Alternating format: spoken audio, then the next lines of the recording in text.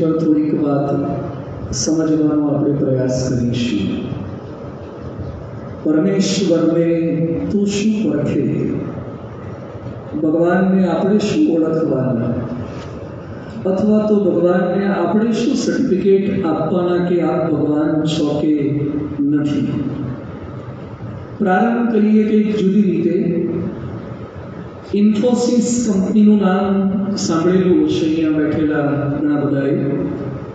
એના ફાઉન્ડર નારાયણ મૂર્તિ સાહેબ, એમના પત્ની સુધા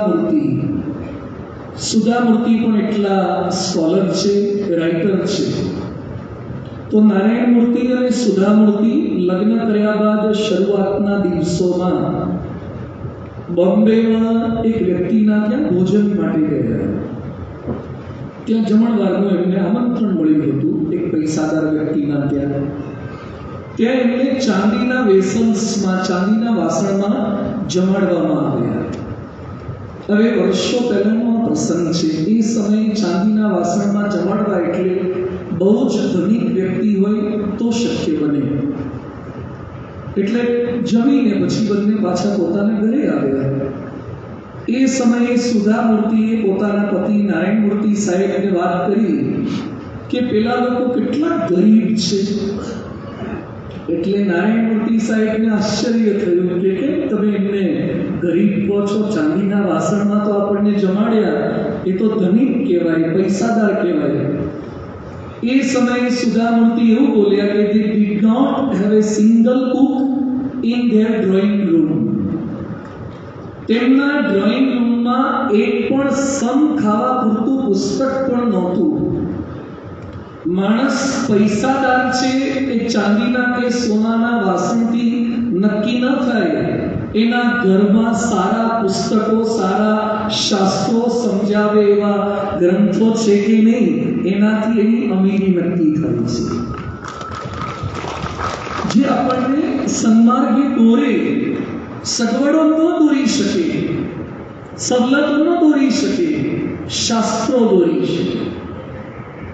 થોડા વર્ષો પહેલાનો બીજો એક પ્રસંગ છે સમર્થ સ્વામી રામદાસનો, જેમણે છત્રપતિ શિવાજી મહારાજને અદ્ભુત પ્રેરણા આપી હતી, બળ આપ્યું હતું, તૈયાર કર્યા હતા. ઘડતરમાં એમનો પણ અનેરો ફાળો હતો. એ રામદાસ સ્વામી એકવાર એક ગામની અંદર ભિક્ષા માંગવા માટે ગયા અને ભિક્ષા માંગતી વખતે પોતે બોલતા, રઘુનાથ સમર્થ. જેમ આપણે નારાયણ હરે સચિદાનંદ પ્રભુની આલેખ લગાવીએ જોડી પડવે, એમ રઘુનાથ સમર્થ કહેતા. રઘુનાથ એટલે ભગવાન શ્રી રામચંદ્રજી, રઘુનાથ સમર્થ છે, આવું પોતે બોલતા. એક ઘરેથી એક મહિલા વર્ગ ભિક્ષા આપવા માટે આવી. ભિક્ષા એમણે સ્વીકાર કર્યો. પેલા મહિલા ભક્તે વાત કરી કે ગુરુજી કંઈક ઉપદેશ આપો ને. તો રામદાસ સ્વામી એવું બોલ્યા કે આજે નહીં, કાલે ઉપદેશ આપીશું. એટલે બાઈને એમ કે આજે સમયની કઈ સાનુકૂળતા નહીં. રામદાસ સ્વામી નીકળી ગયા. બીજા દિવસે પાછા ભિક્ષા માંગવા માટે આવ્યા. આલેખ લગાવી રઘુનાથ સમર્થ. એટલે પેલી બાઈ કહે છે કે આજે તો મેં આપના માટે દૂધપાક સરસ બનાવ્યો છે, ઉભા રહો, હું સરસ મજાનો દૂધપાક લઈને આવું.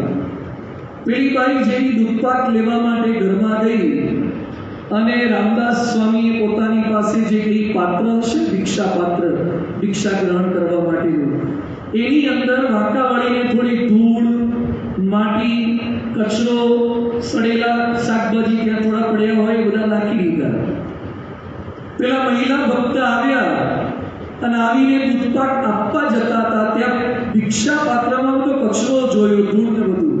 એટલે કે સ્વામીજી આ બધું શું છે? આ સાફ કરી નાખો, ઊંધું કરી નાખો, તો પછી હું દૂધપાક આપું. તો રામદાસ સ્વામી કે ભલે એ ચાલશે, દૂધપાક આપો ને, દૂધપાક એમાં નાખો. પેલી બાઈ કે એમ થોડું ચાલે, આમ તો કચરો છે અંદર. તો રામદાસ સ્વામી કહે છે કચરો ભલે ન રહ્યો, કચરો તો થોડોક છે, દૂધપાક કેટલો સરસ છે, દૂધપાક આપી દો આમાં. પેલી બાઈ કહે છે દૂધપાક ગમે તેટલો સરસ હોય પણ દૂધપાકને ગ્રહણ જેને કરવાનું છે પાત્ર પણ શુદ્ધ હોવું જોઈએ. પાત્ર શુદ્ધ હોવું જોઈએ, નહીં તો દૂધપાક બગડી જાય. રામદાસ સ્વામી કહે છે, હું એટલે તમને કહું છું કે ઉપદેશની વાત કરી છે દૂધપાક જેવી છે, પણ સાંભળતા પહેલા તમારું પાત્ર તમારે પવિત્ર કરવું પડશે, તો મારા દૂધપાકની વેલ્યુની વધશે. પાત્ર તમારે પવિત્ર કરવું પડશે.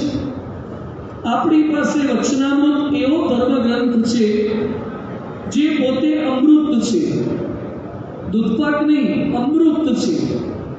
એ પોતે આપણા પાત્રમાં ઢળવા માંગે છે, ઘોળવા માંગે છે. આ વચનામૃતની વિશેષતા એ છે કે આપણા પાત્રમાં આવશે પણ ખરો અને પાત્રને સાફ સુફી કરતો પણ જશે, પાત્રને શુદ્ધ કરતો જશે. જેમ વરસાદ વરસે છે તો જે અગાસી પર કે કોઈ ઝાડ ઉપર કે કોઈ સ્થળ ઉપર મલિનતા હોય તો એ પાણી પહેલા મલિનતાને ધોઈ નાખે છે અને પછી એ સ્વચ્છ પાણી પાછું ત્યાં એકત્રિત થાય છે. તો એ વચનામૃત એ ભગવાન સ્વામિનારાયણની વાણી છે. એ આપણામાં જે કંઈ નાને મોટે અંશે મલિનતા હોય એ મલિનતાને ધોઈ નાખે અને અંદર પવિત્રતા એ પીરસે છે. આજે આ વિષયને સમજવા માટે વચનામૃત આપણે સમજવું છે. ગરડા મધ્ય પ્રકરણનું 53મું વચનામૃત છે. સ્વામિનારાયણ હરે વચનામૃત ગરડા મધ્ય પ્રકરણનું 53મું.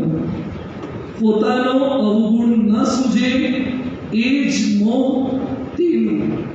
શું છે વચનામૃતનું મથાળું? પોતાનો અવગુણ ન સૂજે એ જ મોહ તેનું. મોટે ભાગે મોહ એ કોને કહેવામાં આવે છે? મોહ એટલે કે આસક્તિ, મોહ એટલે કે આકર્ષણ. ઇંગ્લિશમાં મોહ એટલે કે એટેચમેન્ટ, અફેક્શન. કોઈકના પ્રત્યે તમને બંધન થઈ જાય, વધારે પડતી લાગણી થઈ જાય, અતિરેક થઈ જાય, એ મોહ છે. અને અધ્યાત્મ માર્ગે મોહ બંધનકારી છે, જન્મ મરણનું કારણ છે. ભરતજી બહુ જ પવિત્ર હતા, સત્વગુણી હતા, પણ ભાગવત કહે છે કે ભરતજી શેમાં મોહ પામ્યા હતા? મૃગમાં મોહ પામી ગયા, જેને કરીને એમને પુનર્જન્મ લેવો પડ્યો. પણ એક કવિએ સરસ લખ્યું છે, એક મૃગ કે કારણે ભરત ધરી તિંડે, તુલસી ઉનકી ક્યા ગતિ જો ઘટઘટ કરત સને. ભરતજીને તો ખાલી એક મૃગલામાં મોહ થયો તો પણ જન્મ ધારણ કરવો પડ્યો. તો આપણે તો કેટલા મૃગલા છે?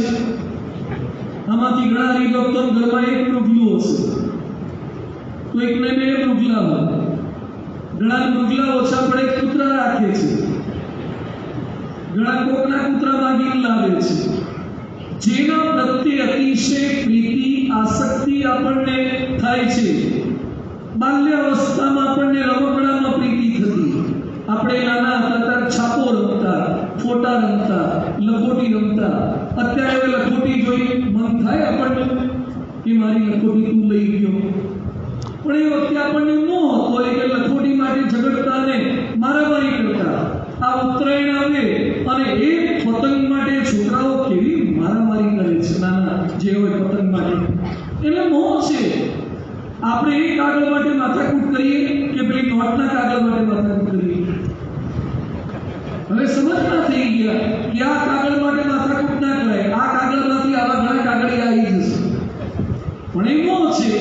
અમે એક ભાઈના ઘરે પધરામણી ગયા અને એના છોકરાને રમવા માટે ખટારો હતો, ખટારો, પ્લાસ્ટિકનો ખટારો, પ્લાસ્ટિકના જેસીબી આવે છે.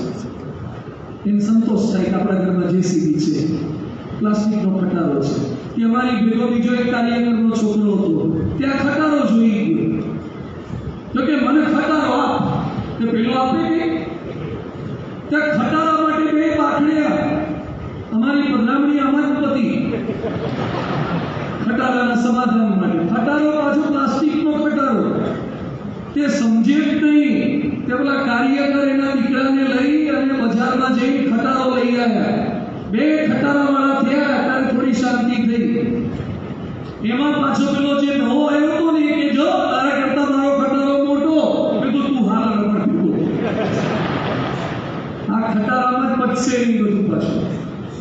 તો નાના છોકરાને આવું રમકડામાં ખટારો, થોડાક મોટા થાય એટલે મોબાઈલ, બાઇક, ગાડી, ચશ્માની ફ્રેમો, આ બધું ફ્રેન્ડશીપ, આસક્તિ, થોડાક મોટા થાય એટલે કપડા આ બધું આવે, દાગીના, આભૂષણો, મકાન, ગાડી, વાડી, સંપત્તિ, આ બધું જ મોહ પમાડે એવું છે.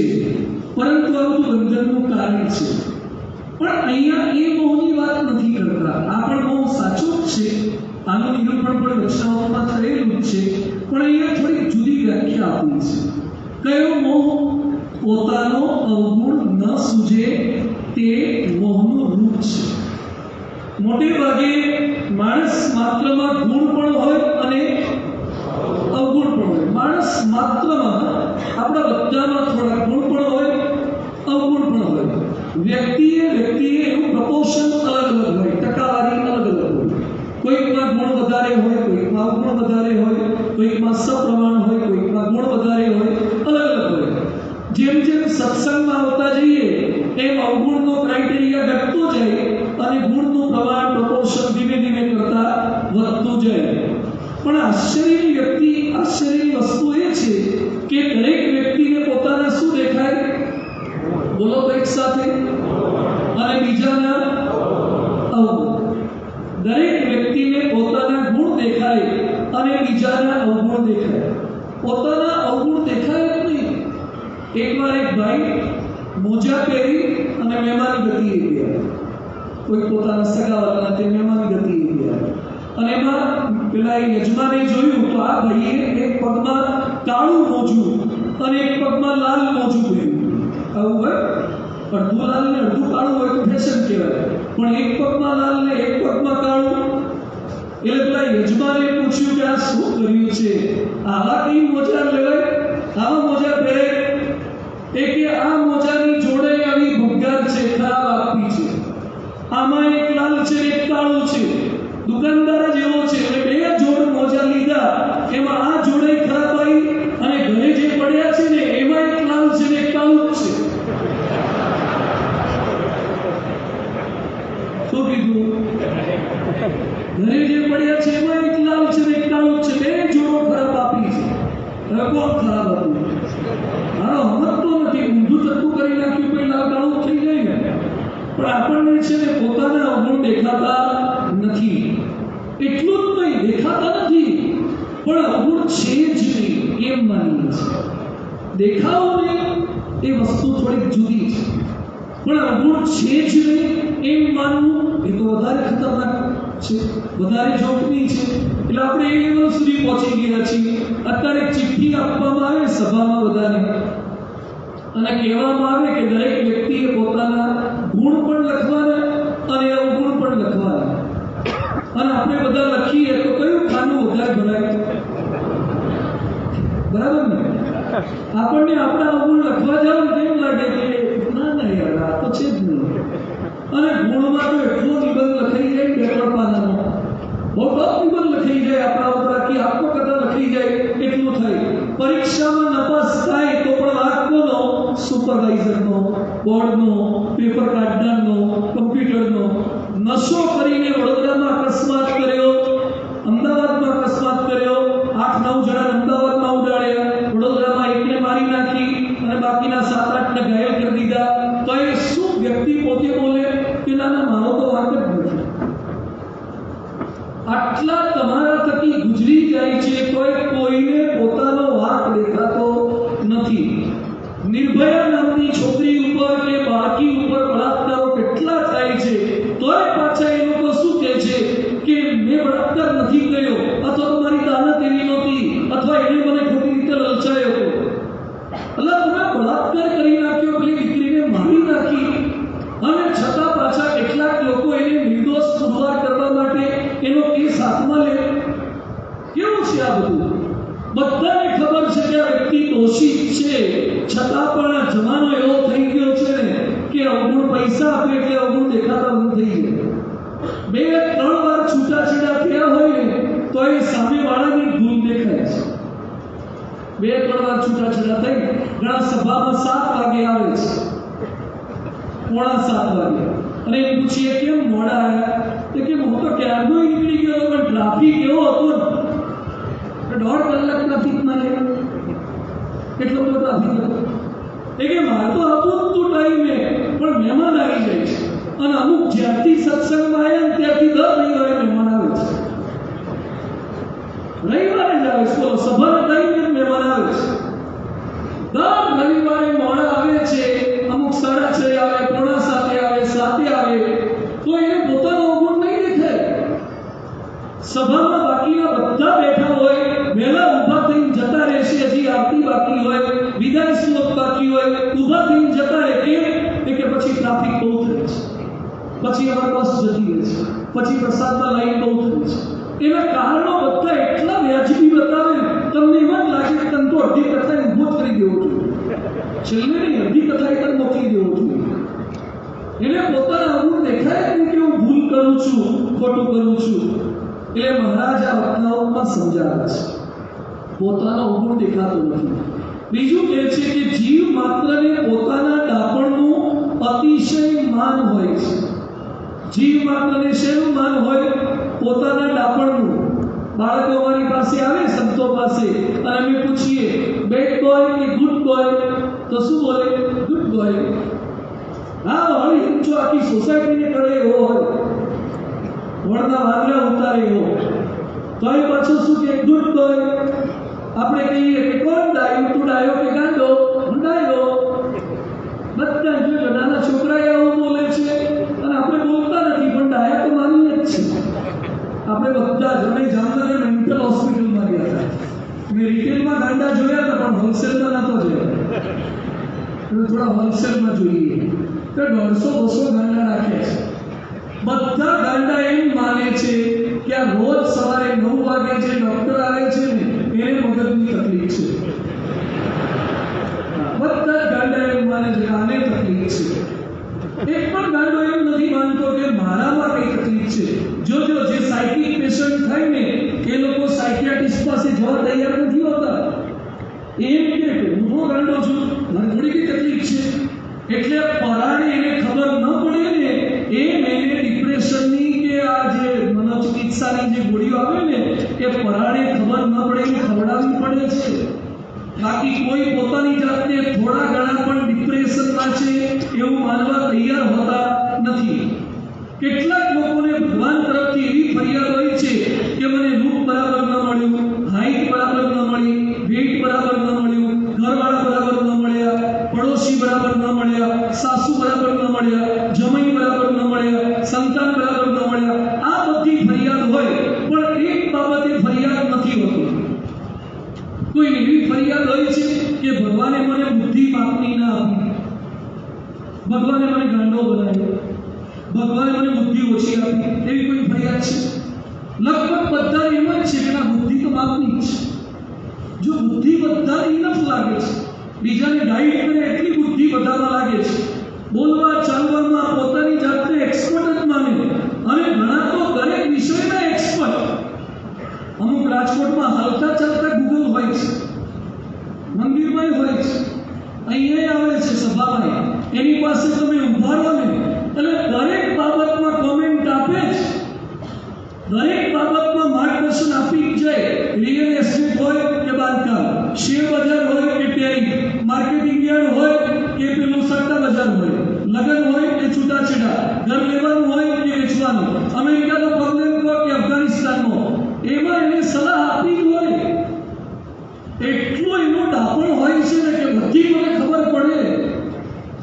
ડાપણ બોલવામાં નથી ડાપણ શાંત રહેવામાં છે પૂછીએ ત્યારે બોલવામાં છે પોતાના સબ્જેક્ટ સિવાય અને અમુક લોકો પોતાનો પ્રશ્ન લઈને અમારી પાસે આવે છે સંતો પાસે અથવા ફોન કરે કે સ્વામી મારે પ્રોબ્લેમ છે તો અમુક લોકો પ્રોબ્લેમ કહે ને તો પણ 20-20 મિનિટ સુધી બોલ કરે પછી આપણે સમાધાન આપવા જઈએ કે એમ નહીં સ્વામી સાંભળો એટલે પાછા 10 મિનિટ લગાવે પછી આપણે કહીએ કે તમારી વાત મેં સાંભળી હવે કામ કર એમ નહીં સ્વામી તમે પહેલા સમજો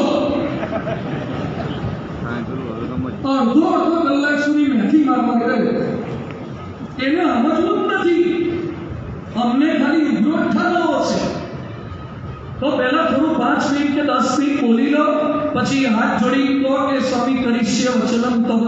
એ નહીં, ડાપણ જ છે. પ્રોબ્લેમ છે, કોઈ ડાપણ છે. સટ્ટામાં રૂપિયા હારી ગયો એટલે આપણે કહીએ કે આવું કરાય? એ કે હું એકલો ઘણો કરું છું, બધા હારી જાય છે. આ ડાપણ પાછું. સટ્ટામાં પૈસા હારી જાય જલ્દી રમીમાં, અંતોય પાછો કે મેં કંઈ ખોટું કર્યું નથી. અત્યારે તો છે ને એક ફિલ્ડમાં એક્સપર્ટ થાય અને એને બોલાય. જે એમડી હોય ને તે ઓપરેશનની વાતો ના કરે અથવા ઓપરેશન કરવા ના લાગે, એ એમએસ પાસે કરાવાય. દાંતના ડોક્ટર બધા બીડીએસ કહેવાય, પણ બીડીએસમાં કેટલા ફેરફાર હોય છે, કેટલું સ્પેશિયલાઇઝેશન હોય છે. ચોકઠાના જુદા હોય, બરાબર ને? ચોકઠાના જુદા, રૂટ કેનાલના જુદા, પેલા બક્કલ ભરાવે છે ને બક્કલવાળા જુદા. હમણાં મેં એક ડોક્ટરને ફોન કર્યો, એક છોકરાને રૂટ કેનાલ કરવાની હતી. મને કે સ્વામી હું તો જડબાનો એક્સપર્ટ છું. પણ તમને આવડતું ના હોય? પણ કે ના પહેલા શીખ્યા હોય, પણ હવે વર્ષોથી જડબાની પ્રેક્ટિસ કરું છું. જે ડોક્ટર બધું શીખ્યા હોય તો એ પોતે પોતાનું ફિલ્ડ સિવાયનું કેસ હાથમાં જ લેતા નથી.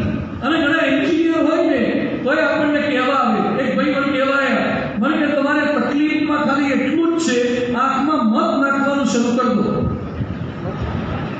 મધ નાખો કે આંખમાં મધ નાખો, બધી આંખ હાજી થઈ ગઈ. મેં તમને કઈ અનુભવ કરો? કે વર્ષોથી અનુભવ. કોઈ આયુર્વેદની ડિગ્રી નહીં, કોઈ કશું જ નહીં. મધ નાખવાનું, તે નાખવાનું, બધા અમુક તો સલાહ ઠોક ઠોક કરતા હોય છે. તમારો વિષય છે આંખનો. હવે આંખમાં પાછા કેટલા વિભાગ છે. ગ્લુકોમા વાળા જુદા હોય, મોતિયા વાળા જુદા હોય, નંબર ઉતારવા વાળા જુદા હોય. કેટલું સ્પેશિયલાઇઝેશન છે, બોલાય જ નહીં વિષય સિવાય.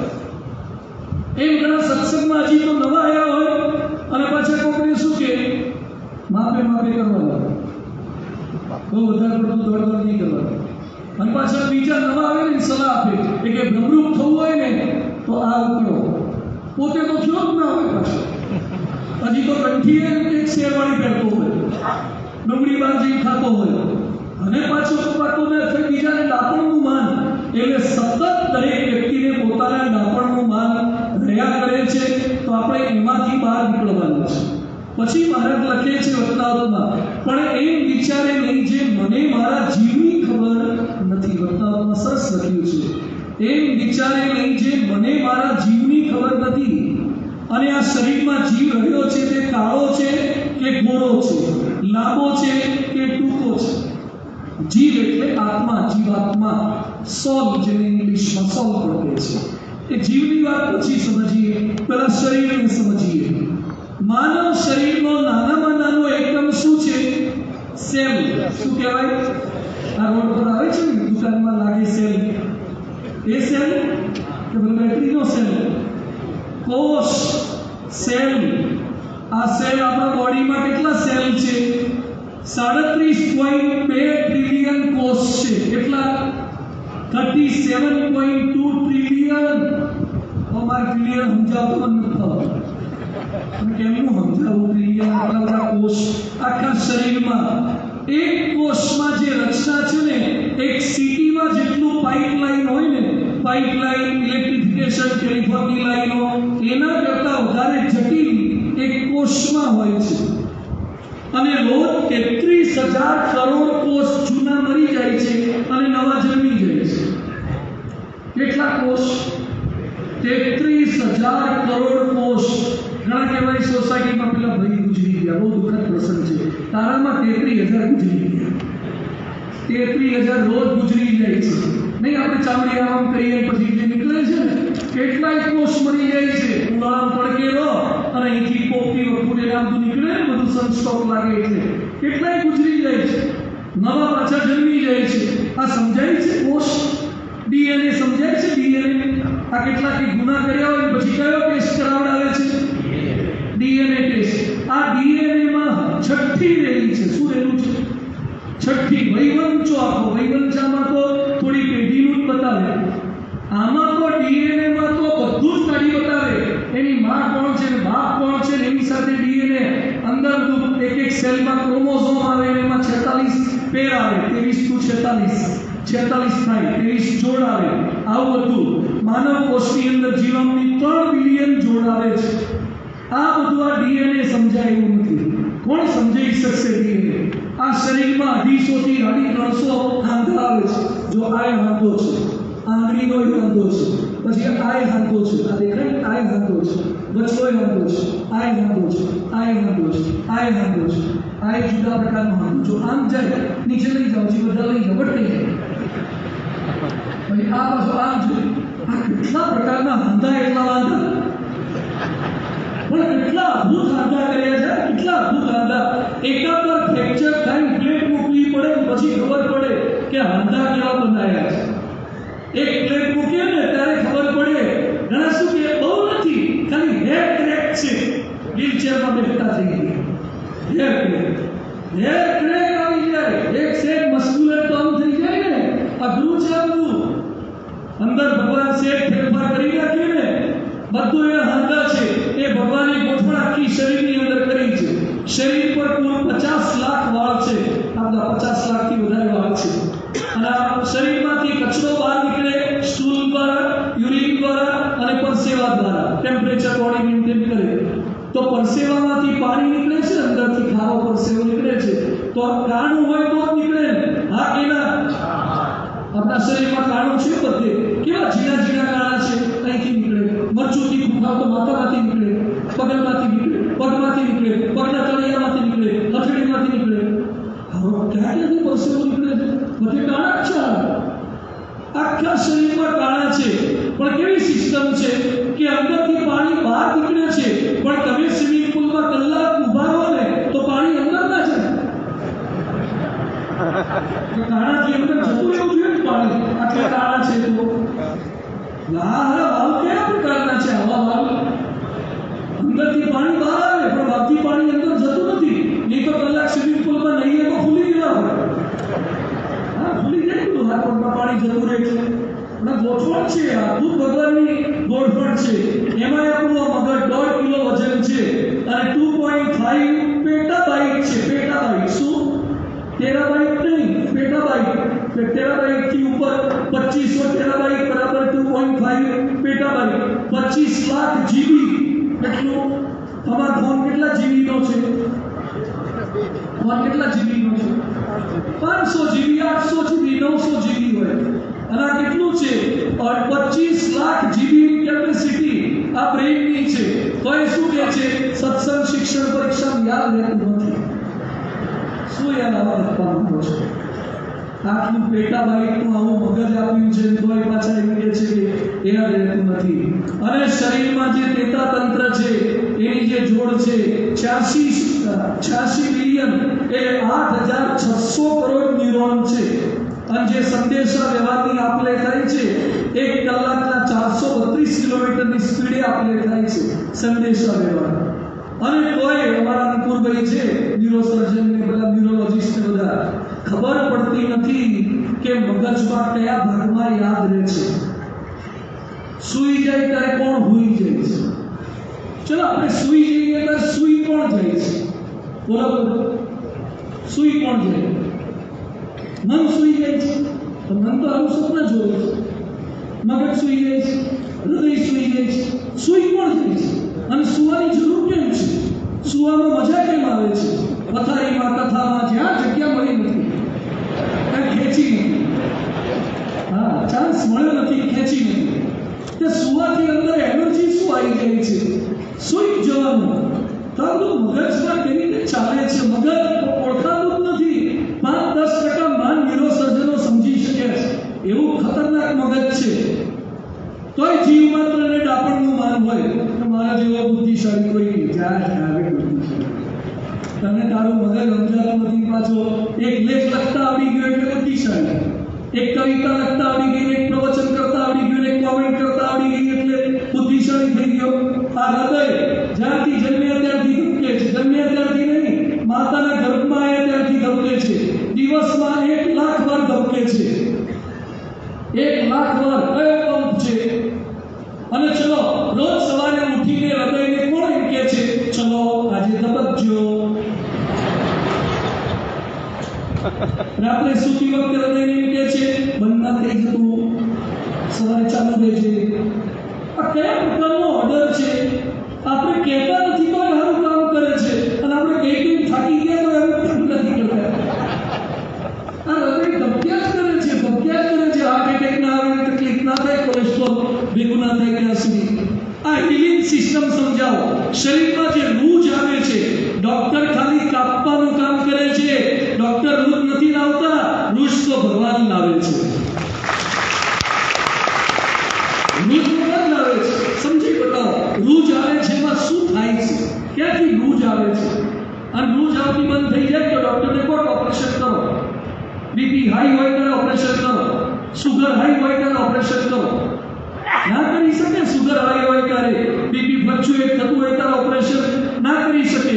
તો આવી શરીરની રચના દેવાનંદ સ્વામીએ લખ્યું, ધીરજ ધરતું હરે અધીરા ઈશ્વર પૂરે અન્ન જો હાડ માંસના હૈયા વચ્ચે દેવે સર્જ્યા દૂધ જો. બાળક જન્મે અને માતાને દૂધ આવી જાય. ક્યાંથી દૂધ આવ્યું? શરીરમાં દૂધ એ પીએ છે એનું આવે છે. દૂધ ના પીવે તો એ દૂધનું સર્જન થાય છે. આ ભગવાન આવા સર્જક છે.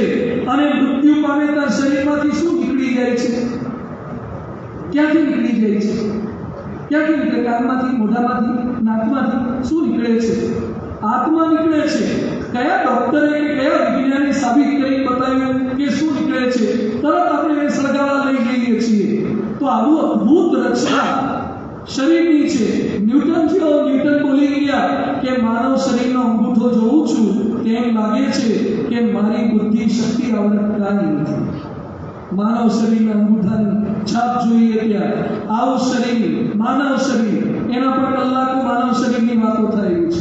એમાં પાછા બીજા જીવો તો કેટલા છે. આ મકોડા કીડીઓ, આ ચોમાસામાં વરસાદ પડે અને જે મકોડા આવે છે એ કયા ગામથી આવે છે? કુંભ મેળો, કુંભ મેળો, મકોડાનો કુંભ મેળો ક્યાંથી આવી જાય? પ્રયાગમાં સંગમની જેમ. અને પાછા હાંસ પડે તો બધાનું અસ્થિ વિસર્જન. બીજા દિવસે તો ભજનમાં હાવડાથી કાઢવા પડે. ક્યાં જન્મી ગયા? બોલો સમજાવો, કારણ આપી બતાવો. મકોડા ક્યાંથી આવે? જે ડાકોર બહુ કરતો ને કહેવાનું કે ચોમાસામાં મકોડા આવ્યા ક્યાંથી? આ તમારે સફરજન આખું આખું હોય અને અંદર કીડા પડે છે, એ ક્યાંથી આવે છે? કારણ આપીને સમજાવો. કારણ આપીને સમજાવો. બહુ બુદ્ધિ હોય ને. ચલો હું પ્રશ્ન પૂછીશ, જવાબ આપજો. કેળું કેવું હોય? ગળ્યું કહેવાનું તમારે બધાએ. કેવું હોય? ચીકુ કેવું હોય? કેરી કેવી હોય? દ્રાક્ષ કેવી હોય? થોડી ખાટી પણ ગળી તો હોય ને. ગળી હોય. પાઇનેપલ કેવું હોય? આ બધા ગળપણને અલગ અલગ સમજાવો. કેળાનું ગળપણ ને ચીકુનું ગળપણ સરખું છે? સમજાવો, સમજાવો. કેરી કેવી ગળી હોય? કેળું કેવું ગળ્યું હોય? તમે કેરીનો રસ દાબી જાઓ છો બે ગ્લાસ, તો સમજાવો. કેરીનો ટેસ્ટ તો સમજાવો. ના, આપણે કેરી નથી સમજાવી શકતા. શું આપણી બુદ્ધિ શક્તિ આવડે? આ કીડીને, માછલીઓને, આ બ્લુ વેલ છે ને 29.9 મીટર લાંબી હોય છે. બ્લુ વેલ, બ્લુ વેલ. અને એને 199 ટન વજન, 199 ટન વજન. અને મગજ 7 કિલોનું, લીવર 1000 કિલોનું, 90 વર્ષ જીવે. હમણાં મેં સંશોધન કર્યું. બ્લુ વેલ જે ઉલટી કરે છે ને, ઉલટી, બ્લુ વેલ, એની ઉલટીમાંથી સ્પ્રે બને છે, પરફ્યુમ બને છે. અને એક વખત ઉલટી કરે 5 કિલોની ઉલટી થાય. અને એ ઉલટી વિચાય છે, એમાંથી 6.5 કરોડની કમાણી થાય છે. ઉલટીના, બ્લુ વેલની ઉલટીના પૈસા 6.5 કરોડ. હવે એ તો દરિયામાં ઉલટી કરે, પણ એ ઉલટી તરત જામી જાય છે, પથ્થર જેવી હોય છે. એ ખડક પછી એમાંથી પરફ્યુમ બનાવે છે. 6.5 કરોડ. આપણા કરતા બ્લુ વેલ હારી નહીં, ઉલટી એ કામ લાગે. આપણે તો ઉલટી આપણી જોવાતી નથી. તો એ પાછા કે માણસો બહુ ડાયા, ચોખ્ખા, બહુ હારા. તારા કરતા બ્લુ વેલ હારી. એની ઉલટી 6.5 કરોડની વેચાય છે, એક ઉલટી. એટલે આપણા પતંગિયા, ચકલીઓને, માછલીઓને, અને એમાં આકાશ તો બહુ અગોચર છે. એકવાર એક છોકરો આપણે કરતો હતો કે હું ભગવાનમાં ના માનું. એટલે પછી સાહેબે કીધું, સંતો અમાર જેવા હોય ને થોડા ઘણા સમજાવેલા, એ કે તારા ઘરમાં પાણી આવે છે નળમાં? હા કે આવે. એ કે ક્યાંથી આવે? એ કે કોર્પોરેશનમાંથી આવે. પણ કે નળમાં અત્યારે ક્યાંથી આવે? એ કે ઉપર ટાંકી છે એમાંથી. એ કે ઉપલી ટાંકીમાં ક્યાંથી આવે?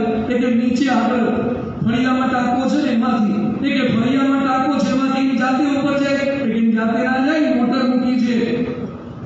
મોટર મૂકી છે. પછી ક્યાંથી લઈ ગયા એને દરિયા કિનારા બાજુ અને નાળિયેરના ઝાડ હતા. ભાઈ કે ઉપર શું છે? એ કે નાળિયેર. એમાં શું હોય? એ કે પાણી. એ કે દરિયાનું પાણી કેવું હોય? ખારું. નાળિયેરનું કેવું હોય? મીઠું. તો કે નીચેથી પાણી કઈ મોટરથી ચડાયું? એ કે મોટર છે. મોટર વગર નાળિયેરમાં પાણી ચડાયું અને કદાચ મોટરથી ચડાયું હોય પણ ખારાનું મીઠું કરી નાખ્યું. બોલો, આ શું ભગવાનની રચના છે? અને પાછા કે મને ભગવાનમાં વિશ્વાસ નથી બેસતો. પેલા નાળિયેર તો સમજાવે. આપણા શરીરમાં જે રચના છે, ખાધા પછી હુઈ જવાનું. બોલો, પીઝા ને પાસ્તા ને બટાકા ને એટલા બધા ભૂંગળા બટાકા દાબવાના અને પછી અંદર કોણ પચાવે છે? બોલો, અંદર કોણ પચાવે? સમજાવો તો ખરા. તમને અંદર પચાવે છે કોણ? એમાં આ અગોચર આકાશ, આ પૃથ્વી, આપણી પૃથ્વી કરતા સૂર્ય અને સૂર્ય કરતા બીજા સૂર્ય છે ને આપણા કરતા 109 ગણો મોટો છે અને સૂર્યનું ટેમ્પરેચર, સરફેસનું ટેમ્પરેચર છે 5600 ડિગ્રી. કેટલું? સેલ્સિયસ. 5600 ડિગ્રી સેલ્સિયસ આ ઉપરનું સરફેસનું. અને અંદરનું ટેમ્પરેચર છે 15 લાખ સેલ્સિયસ. 15 લાખ સેલ્સિયસ. કાલે મેં ફોર્જી કંપનીમાં ગયા હતા અને એમાં ટેમ્પરેચર 1200 ડિગ્રી હતું સેલ્સિયસ. એમાંય દૂર ઉભા રહેવું પડ્યું. આ તો 5600 સેલ્સિયસ. આ વખતે સૂર્યનારાયણ ભગવાન રાજકોટમાં 56 કરે તો 5600 નહીં, કેટલું? 56 કરે તો બધાની ભરી જાય યાર. માથાના વાળ ખરી જાય, પક્ષીઓ ઉડતા એડાઈ જાય. 5600 ડિગ્રી છે. સૂર્યને એમ થાય કે બધા મને રોજ આમ પાણીથી આહુતિ આપે છે, સૂર્યનારાયણ સ્વાહા, તો આજે એમના ઘરમાં પધરામણી કરું. આવે તો સૂર્યનારાયણ નજીક આવે તો સેજ નજીક આવે ને આખી પૃથ્વી ખાક થઈ જાય. શું સૂર્ય ભગવાનની કેપેસિટી છે! પાપણ આપણો એક પલકારો મારે ત્યાં બધું કેટલી બધી ઘટનાઓ બની જાય છે. આકાશ ગંગા, એ તો પાછું અનેક આકાશ ગંગાઓ મંદાકિનીથી માંડીને બધું, એટલે આપણને આ સમજાયું નથી. તો એક નાનકડો વિડીયો તમને બતાવું છું બ્રહ્માંડની વિરાટ. તમે એક વિડીયો બતાવજો. બ્રહ્માંડ કેવું વિરાટ છે. એટલે આપણી બુદ્ધિનું ડાપણ, દોડ, આવડત, અહંકાર અને મનમાં જે ગુમાન હોય ને બધી મને ખબર પડે. અને મારે તો છે ને 50 વારનું મકાન છે. કેટલું? ઘણા અમે પૂછીએ તમારું મકાન કેટલા વારનું? એ કે સ્વામી 100 વારનું મકાન. 100. એટલે આપણે કહીએ સૂચિત? ના હોય સૂચિત દસ્તાવેજ 100 વારનું, 150 વારનું. અને જેને 1 વીઘા જમીન છે, 15 વીઘા કે 50 વીઘા કે 100 એકર જમીન છે ને, એ બધા વિડીયો ધ્યાનથી જોજો. અને તમારા વીઘા કે તમારા એકર કે તમારા વાર એ કેટલા હિસાબમાં આવે છે બ્રહ્માંડની સામે, અને પછી તમારી કિંમત કેટલી છે, આપણી ઓકાત કેટલી છે એ જોજો. કે આપ જાણો આ પૃથ્વીના ગેલેક્સી ને મંદાકિની ને હમણાં ઈસરોના ચેરમેન આવ્યા હતા ડોક્ટર નિલેશ. એટલે મેં એમને પૂછ્યું કે સાહેબ, અમારા ત્યાં અનંતકોટી બ્રહ્માંડની વાતો આવે છે, તો આમ તમે ઈસરો વાળા માનો છો કે અનંતકોટી બ્રહ્માંડ ને બધું હોય? મને કે સ્વામી એક બ્રહ્માંડમાં પૂગી વળતા નથી. પ્રકાશ વર્ષ, 1 વર્ષ સુધી પૃથ્વી પેલી લાઇટની સ્પીડે ગતિ કરો ને તોય પહોંચી ન શકો. એટલે દૂર ગ્રહો ને નક્ષત્રો છે, એટલી ગેલેક્સીઓ છે, ક્યાં પહોંચી વળવાના? એ કે સ્વામી આ બ્રહ્માંડો એવી રચના છે, એવા અનંત કોટી બ્રહ્માંડ જેના રૂવાડે ઉડતા ફરે એ મારા પૂર્ણ પુરુષોત્તમ ભગવાન સ્વામિનારાયણ. એ મારા ઈષ્ટ દેવતા છે. હવે તમે કહો બતાવો ને, હું બતાવે તમને બ્રહ્માંડ બતાવો. આ ઓરિજિનલ સાઈઝ સૂર્યની આવે, સૂર્ય જોઈ શકાય, મંદાકિની જોઈ શકાય. હવે આપણી આંખની કેપેસિટી નથી યાર, કેવી રીતે બતાવી શકાય અનંત કોટી બ્રહ્માંડ ને બધું? એટલે મહારાજ વક્તાઓમાં લખે છે કે પોતાના ડાપણનો અતિશય માન છે, અહંકાર કરે છે, પણ કોઈ અહંકાર કરવો નહીં. સચિન તેંડુલકર આટલા રન કરે ને તોય સચિને બહુ સરસ વાત કરી. તેનો પણ એક નાનકડો વિડીયો ભાઈ સચિનનો રેડી રાખજો.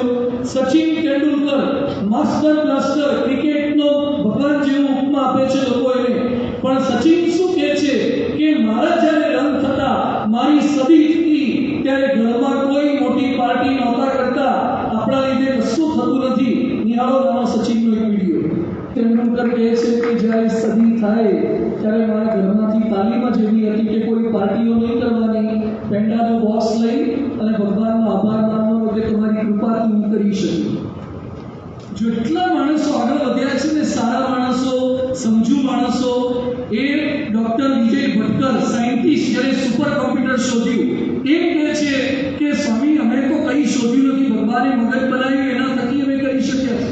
અને એ પાછા સ્વામિનારાયણ ભગવાનમાં માને કંઠી પહેરી કલામ સાહેબ પ્રમુખ સ્વામી મહારાજ પર પુસ્તક લખે, કલામ સાહેબ પ્રમુખ સ્વામી મહારાજ પર, અને એડિનબર્ગમાં પ્રવચન કરવા કે ગયા હતા સ્કોટલેન્ડમાં, અને કે મારામાં રહીને પ્રમુખ સ્વામી મહારાજે પ્રવચન કર્યું. કલામ સાહેબ આવું બોલે. એક રાષ્ટ્રપતિ એમ કહે છે કે મારામાં રહીને પ્રમુખ સ્વામી મહારાજે પ્રવચન કર્યું, હું બોલી ન શકું, હું કંઈ કરી ન શકું. તો ભગવાન સ્વામિનારાયણ એ આપણા જેવા દેખાતા હોય, આપણા જેવા લાગે, મનુષ્ય જેવા લાગે, છતાંય ભગવાન છે. ભગવાન સ્વામિનારાયણ એકવાર વરતાલમાં બેઠા હતા અને આણંદના એક ભાઈ આવ્યા. આણંદથી આવ્યા અને પછી કહે છે તમે ભગવાન છો પણ હું ના માનું. તો કે બરાબર છે, તમારે ના માનો હોય ના માનો. એ કે બીજા બધા એ ખોટું માને છે, તમે કઈ ભગવાન નથી. અને ખોટી રીતે રજક કરવા માંડ્યો, જીત કરવા માંડ્યો, ક્રિટિસિઝમ કરવા માંડ્યો. એ કે તમે ભગવાન હોય તો કહી દો હું ક્યાંનો છું ને ક્યાંથી આવ્યો અને કઈ રીતે આવ્યો. મહારાજને પહેલા તો બહુ બોલવું નહોતું, પણ પછી કે તું આનંદથી આવ્યા, ટ્રેનમાં બેઠો હતો, એકવાર તારા કાકા સાથે જતો હતો, 2000 રૂપિયા હતા પેટીમાં, તારી હાલત બગડી એટલે તે તારા કાકાને ઘરે ટૂંકો આપી મારી નાખ્યા, અને ઘરે જઈને એમ કીધું કાકાને બીજી રીતે મરી ગયા છે, અને પૈસા 1000 વાપરી નાખ્યા છે, હજી 1000 પડ્યા છે. જેવી આ વાત કરી પેલો પગમાં પડી ગયો કે હવે ના બોલતા, કોઈ કહેતા નહીં, ભગવાન જ છો તમે. આ ખરેખર એમની શક્તિ સામર્થ્ય બધું કહેવા માંડે ને તો રહેવા એવું નથી. મહારાજ કે 1000 પાછા આપી આવજે તારા કાકાના ભગાવાલા. એમની શક્તિ સામર્થ્ય. ગુણાતીતાનંદ સ્વામી પેલા ઘનશ્યામદાસ ધ્યાન કરતા હતા અને ગુણાતીતાનંદ સ્વામી કહે છે ઘનશ્યામદાસ ધ્યાન કરો છો કે ઘોડા તલકાવાળી ભેંસને માથે હાથ ફેરવો છો? એ કે સ્વામી કાણું તૂત માથે નાખો છો, ખોટો આરોપ નાખો છો. એ કે આંખો બંધ કરી ગરડામાં પેલી ભેંસ છે એના માથે હાથ નહોતો ફેરવતા. એ કે સ્વામી અત્યાર સુધી હું તમને ખંડિયા સમજતો હતો, તમે ચક્રવર્તી ખરા. આપણને જે મહારાજ સ્વામી મળ્યા છે એ આપણી જાગ્રત અવસ્થાનું જાણે છે, સ્વપ્નનું જાણે છે, સુષુપ્તિનું જાણે છે, બધું એને ખબર પડે છે. પણ છતાં આપણે થોડા ડોક્ટર થયા, એન્જિનિયર થયા, થોડા બોલતા થયા, સેટ વ્યવહાર કરતા થયા એટલે આપણને એમ લાગે કે મહાન સ્વામી મહારાજને શું ખબર પડે, મહાન સ્વામી મહારાજને શું સમજાય. અરે ઓસ્ટ્રેલિયાના વડાપ્રધાન મહાન સ્વામી મહારાજના ચરણોમાં મસ્તક નમાવવા માટે આવીએ, મોટા મોટા માંધાતાઓ, અને મહાન સ્વામી મહારાજની હાજરી માત્રથી લોકોના વ્યસન છૂટી જાય. કોઈ પ્રવચન કરવા નથી પડતા, કોઈ પારાયણ કરવી નથી પડતી, કોઈ શ્લોકો સંભળાવવા નથી પડતા, અને એમના સાનિધ્ય માત્રથી પરિવર્તન થઈ જાય. આ ભગવાનનો વાસ હોય ને તો શક્ય બને. ભગવાન માપવા માટેના કોઈ સ્પીડોમીટર, કોઈ થર્મોમીટર, કોઈ બેરોમીટર, કોઈ લેક્ટોમીટર નથી આવતા. ભગવાન બુદ્ધિનો વિષય જ નથી, ભગવાન શ્રદ્ધાનો વિષય છે. બુદ્ધિશાળી ભગવાનની આપેલી બુદ્ધિ છે. શું ભગવાનને તમે દલીલ કરી શકવાના? ભગવાન વિરુદ્ધ ફિલ્મો બનાવવાના? ભગવાન વિરુદ્ધ લેખ લખવાના? એવું ભગવાન નથી માનતો. તમે સૂરજને સૂરજ ન માનો એટલે સૂરજ મટી જતો નથી. ગુવાડો દિવસે નથી જોતા સૂરજને. એમ કેટલાક ગુવાડો સમાજમાં હોય, નહીં માને, નહીં સમજે. પણ આપણે ધ્યાન રાખવાનું, વાસુર ખાચર જસદણના વાસુર ખાચરના ત્યાંથી મહારાજ નીકળતા હતા. એને ભાન કરાવીને પછી વાસુર ખાચરે કીધું કે હાથ જાલી રાખજો. ત્યારે ભગવાન સ્વામિનારાયણે વાસુર ખાચરને કીધું કે વાસુર ખાચર યાદ રાખજો, દ્વેષી લોકો અમારા સંતોનું અને ભક્તોનું ઘસાતું બોલશે, એને ક્યારે કાન આપતા નહીં. દ્વેષી લોકો અમારા સંતોનું અને ભક્તોનું ઘસાતું બોલશે, એને ક્યારે કાન આપતા નહીં, નહીં તો અમારો અવગુણ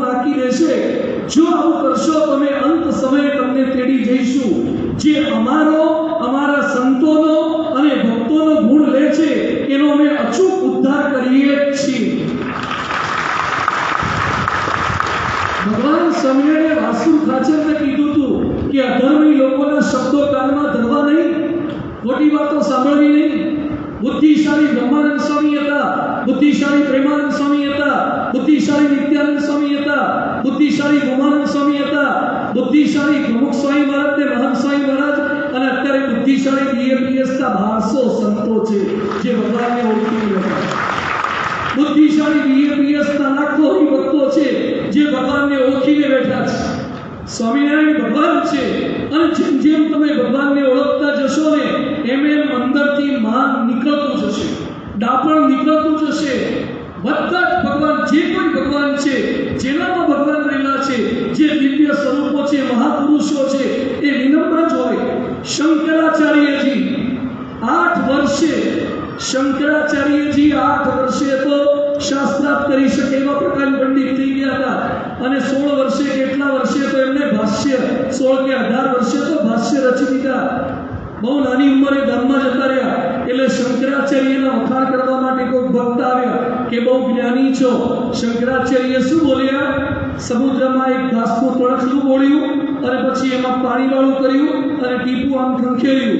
એ કે મારું જ્ઞાન આ ઘાસ પર ચોટેલા ટીપા જેવું છે, અને ભગવાન તો સમુદ્ર જેવા અગાધ છે. જે સાચો ભક્ત હોય, જે સાચો સજ્જન હોય, જે થોડો ઘણો પણ સદગુણી હોય, એ કોઈ ભગવાનની ક્યારે પણ ટીકા કરે નહીં, નહીં અને નહીં. જે સાચો ભક્ત હોય, ભગવાનનો મહિમા જ સમજે. કોઈ પણ ભગવાન હોય, ભગવાન પ્રત્યે આદર જ હોય. હું નથી સમજી શકતો એનો અર્થ એવો નથી કે ભગવાન નથી. મને ડાયાબિટીસ છે એટલે મારે ખાંડ ન ખવાય, અથવા મેં પેંડો ખાધો છે એટલે મને ચા કે કોફી મોડી લાગે છે. એમાં ચા કે દૂધનો કોઈ વાંક નથી. વાંક મારો છે, મારી પાત્રતા નથી. તો જેમ જેમ પાત્રતા કેળવાતી જાય, આ વખતે ચેસમાં ભારતનો એક છોકરો આખા વિશ્વમાં ચેસ ચેમ્પિયન થયો. ખ્યાલ છે? શું નામ એનું? ગુકેશ. ચેસ રમત છે, બુદ્ધિશાળીઓની રમત છે. આ ગાંડાઓની રમત જ નથી. બહુ બુદ્ધિશાળી હોય એને ચેસ ફાવે, આમ ગણિત કરતા. આપણને તો ઘોડો હું, ગધાડો હું, ઊંટીઓ હું, એ જ ખબર નહીં પડતી હોય. આ ચેસમાં ઊંટ કોને કહેવાય, પ્યાદો કોને કહેવાય, રાજા કોને કહેવાય, પાયદળ કોને કહેવાય. આ ચેસમાં આખી દુનિયાનો વર્લ્ડ ચેમ્પિયન થયો ગુકેશ. પણ ચેસ ચેમ્પિયન થયા પછી એને જે ઇન્ટરવ્યુ આપ્યો છે એ સાંભળો. એનો વિડીયો જુઓ તમે કે ચેસમાં વર્લ્ડ ચેમ્પિયન થયા પછી પણ શું બોલે છે? ગોડ હેલ્પ મી, ભગવાનની કૃપાથી થયું. અને આપણે ખાલી સહેજ અહીંયા સોસાયટીમાં ચેસમાં જીતી ગયા હોય ને કે બંધા કોઈ હરી ના હે કે કોઠારીયામાં તારા કોઠારીયામાં પાછું સોલવન્ટમાં હોય, પાછું કોઠારીયામાં સોલવન્ટમાં જઈ પડ્યો હોય કઈ બાજુ. અને એમાં કે ચેસમાં મને કોઈ હરી ન હોય. આખી દુનિયાનો ચેમ્પિયન કયો તોય ભગવાન. પ્રમુખ સ્વામી મહારાજે દિલ્હી અક્ષરધામ કર્યું તોય ભગવાન. મહંત સ્વામી મહારાજ આટલું બધું કરે છે રોવિન્સી અક્ષરધામ અબુધાબી, તોય અમારા પૂર્ણ પુરુષોત્તમ ભગવાન સ્વામિનારાયણની કૃપાથી થાય છે. ભગવાનને જ આગળ રાખે છે. એટલે આ વચનામૃત આપણને શીખવે છે. પહેલું તો પોતાના અવગુણ જોવાના. ભગવાનમાં કે ભગવાનના ભક્તમાં ક્યારેય અવગુણ નહીં. મને નથી સમજાતા તો મારે ધીમે ધીમે કરતા હાઈટ ઉપર જવાનું છે. હાઈટ ઉપર જઈશ તો ભગવાન સમજાતા જશે. ભગવાન માટે પ્રમાણ ભેગા કરવાની જરૂરિયાત નથી, પવિત્રતા ભેગી કરવાની જરૂરિયાત છે. જેમ જેમ હું ભગવાનથી નજીક જઈશ એમ ભગવાનની અપારતા મને સમજાતી જશે. ભગવાનથી દૂર છીએ એટલે ભગવાન નાના લાગે છે. થોડાક નજીક જાઓ તો ખબર પડે. થોડાક એક બે નાના વિડીયો બતાવે છે, બહુ રસપ્રદ વિડીયો છે. આમાંથી ટ્રેનમાં એકાદ વાર બેઠા હોય હાથ ઊંચો કરો, ટ્રેનમાં ચેક કરી બેસતા હોય હાથ ઊંચો કરો. સુઈ તો નહીં જાય, ભાઈ ભાઈ હુઈ ના જતો, નહીં તો દાદર નહીં આવે, સીધું રામનાથ પર જ આવશે. કોઈ દાડો ટ્રેનમાં સીધા પોતાના ડબ્બામાં ઘૂસી જ જાય. એન્જિન છે કે નહીં એ નથી જોતા. એન્જિન ચલાવતા નહીં, એન્જિન છે કે નહીં એ નથી જોતા. પણ ટ્રેનમાં એટલો વિશ્વાસ, પ્લેનમાં પાયલોટ દેખાતા નથી, બસમાં થોડાક દેખાય છે. આ બધામાં જેટલો વિશ્વાસ છે તો આ પૃથ્વી ચલાવનારો દેખાતો નથી, પણ છે તો ખરો. એકવાર આઈન્સ્ટાઈન પાસે એક બાઈ ગઈ. આઈન્સ્ટાઈન પાસે એક વ્યક્તિ ગયો અને પછી કહે છે કે તમે આટલા મોટા છો છતાં ભગવાનને કેમ માનો છો? હું ભગવાનને નથી માનતો. તો આઈન્સ્ટાઈન એક મિનિટ આવો. પછી આઈન્સ્ટાઈનની લેબોરેટરીમાં લઈ ગયા અને ત્યાં સોલાર સિસ્ટમ હતી. આપણી સોલારમાં છે ને આમ બોલાયો છે બધા આ ગ્રહના લાઈનમાં રાખીને ગુરુને આ બધા અલગ અલગ નેપચ્યુનને સેટર્નને વેનસ બધા જે ગ્રહોના તો આખું સોલાર સિસ્ટમ હતી. એટલે બહુ સરસ હતી. એટલે પેલા ભાઈએ કીધું કે બહુ સરસ છે, અદ્ભુત છે, કોણે બનાવી? તો આઈન્સ્ટાઈન કે મેં નથી બનાવી, કોઈએ નથી બનાવી. એટલે પેલા ભાઈ હસવા લાગ્યા કે કોઈએ ના બનાવી એવું થોડું હોય, કોઈ કે તો બનાવી જોઈએ ને. કે ના ના કોઈએ નથી બનાવી, એની જાતે બની ગઈ. એટલે પેલા કે છે એવું ના હોય, એની જાતે કે આવા ગ્રહો આવ્યું પણ થોડું બને, કોઈ કે બનાવી હોય. પછી આઈન્સ્ટાઈન એક વાક્ય બોલ્યા કે ખાલી આ હોલમાં ભરાય એટલી સોલાર સિસ્ટમ બનાવનાર પણ કોઈક છે એવું તમને દ્રઢ વિશ્વાસ છે તો અનંત કોટી બ્રહ્માંડો બનાવનાર કોઈ હશે, એની જાતે બની જાય કોઈક છે, એને બનાવનાર કોઈક છે. એટલે પૂર્ણ વિશ્વાસ ભગવાનમાં રાખો. તો આજે ભગવાનના ચરણોમાં આપણે પ્રાર્થના એ કરવી છે, અનંત કોટી બ્રહ્માંડો છે, ખાલી રાજકોટ નહીં, ગુજરાત નહીં, ભારત નહીં. ઘણા કે મેં આખી દુનિયા જોઈ લીધી. શું જોઈ લીધી? આખું ભારત ફરી લીધું. શું ભારત ફરી લીધું? આ અનંત કોટી બ્રહ્માંડો ક્યાંય દેખાયેલા નથી. એ સત્પુરુષને રૂવાડે ઉડતા ફરે છે. અક્ષરબ્રહ્મ પરબ્રહ્મને અને વેદો ઉપનિષદોમાં લખ્યું છે. એ મારા ગુરુ મહંત સ્વામી મહારાજ છે. એ કોઈ વિનોદિતા લેવાથી નહીં સમજાય, પકડાશે નહીં. તમારા દહીં જામે છે, દહીંમાં બેક્ટેરિયા હોય કે નહીં? હા કે ના? બેક્ટેરિયા વગર દહીં થાય? જેણે આજ સુધી દહીંમાં બેક્ટેરિયા જોયા હોય હાથ ઊંચો કરો. દહીંમાં બેક્ટેરિયા જોયા હોય હાથ ઊંચો કરો. કોઈએ જોયા નથી. કોઈ મેળવણ નાખો છો. આ મેળવણ નાખો એટલે શું થાય? દહીં જામે. દર રવિવારે અમે શું કરીએ છીએ? મેળવણ નાખીએ છીએ તો હરિભગત જામે, મજબૂત થાય. એનામાં ભક્તિ જામે, નિષ્ઠા જામે. બેક્ટેરિયા દેખાશે નહીં, શું નાખ્યું એ દેખાશે નહીં, પણ ચોસલા બંધ દહીં તૈયાર થશે. ચોસલા વગર એ તૈયાર થશે અને બીજે બાર બધા ફોડા થશે. કારણ કે મેળવણમાં દમ નથી. આ મેળવણ છે, દહીં સારું કરે એનું મેળવણ છે. અહીંયા ફોડા નહીં થાય. એટલે પૂર્ણ વિશ્વાસ સ્વામિનારાયણ ભગવાન છે, એના અખંડ આરક્ષણ મહંત સ્વામી મહારાજ છે. જેમ જેમ નજીક જતા જઈશું, જેમ જેમ ઓળખતા જઈશું, જેમ જેમ પવિત્રતા આપણામાં આવતી જશે, એમ એની અપારતા સમજાતી જશે. એવું એમની કૃપાથી જ્ઞાન મૂલમ ગુરોર કૃપા, જ્ઞાન ફલમ ગુરોર કૃપા. તમારી કૃપાથી અમે તમને ઓળખી શકીએ. એમની કૃપા વગર ન મેળવ્યા ન બહુના સુખેન ન તત્ર ચક્ષુર ગચ્છતિ ન વાક્યક્ષતિ. બુદ્ધિ શક્તિ આવડતથી ભગવાનને પામી શકાતા નથી. કૃપા કરો મુજે ઉપરે સુખ નિધિ. હાથ જોડો બધા. કૃપા કરો મુજે ઉપરે ગુણ તમારા બુદ્ધિ આપજો સુખધન. એ સહજાનંદ સ્વામિનારાયણ ભગવાનના યથાર્થ સ્વરૂપને ઓળખી શકીએ અને એના ગુણગાન સતત ગાતા રહીએ.